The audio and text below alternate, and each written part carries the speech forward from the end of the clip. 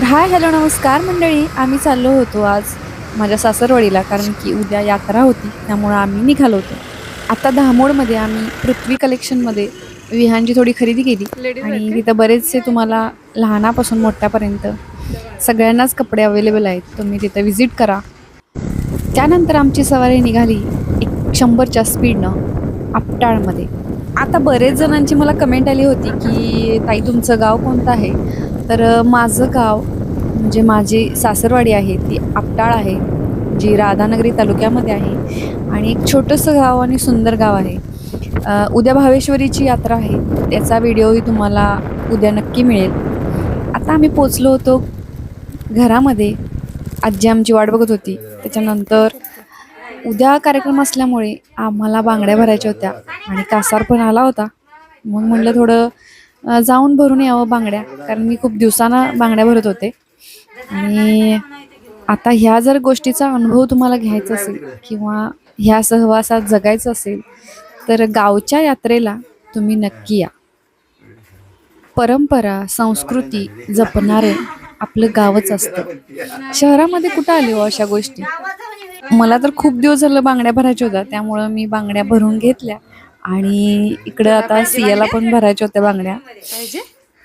आपली संस्कृती आपल्याला उठावदर्शक बनवते. बाहेर आल्यानंतर हा गजरेवाला आला होता. स्त्रीचं सौंदर्य बांगड्या, साडी, टिकली आणि गजरा यामध्येच असतो.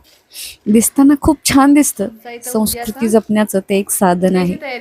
कोणतीही कपडे घाला, पण जे साडीत दिसतं त्याला तोड नाही राव. आता इकडे सिया जिजामाता झाली होती, त्यामुळं आम्हाला तिची तयारी करायची होती आणि बऱ्याच गोष्टी लागणार होत्या. त्याच आम्ही प्रिपरेशन इथं करत होतो. दीपाली आणि माझी इथे चेष्टा चालू होती.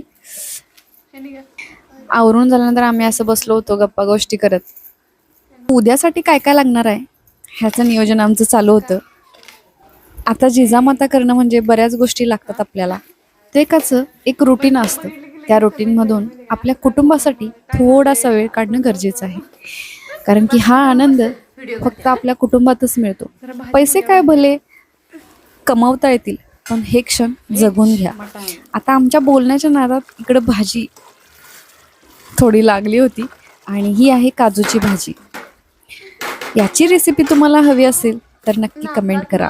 आता सियाने इकडे नाकातलं उलटं घातलं होतं, त्यामुळे मी तिला बोलत होते की तू चुकीचं घातलंयस नाकातलं.